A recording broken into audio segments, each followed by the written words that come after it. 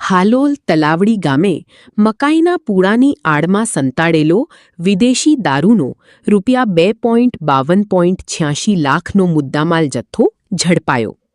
Panchmahal LCB પોલીસને ચોક્કસ બાતમી મળી હતી કે હાલોલ તાલુકાના તલાવડી ગામે ડામોર ફળિયામાં રહેતા રાકેશભાઈ રણજીતભાઈ બારિયાએ પોતાના ઘરની બાજુમાં મકાઈના સૂકા પૂળાની આડમાં ગેરકાયદેસર દારૂનો જથ્થો સંતાડી રાખ્યો છે.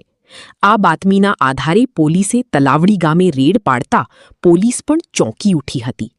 પોલીસ તપાસ દરમિયાન મકાઈના પૂળા નીચેથી અલગ અલગ બ્રાન્ડની વિસ્કી અને બિયર મળી કુલ 1073 નંગ બોટલ ટીન મળી આવ્યા હતા.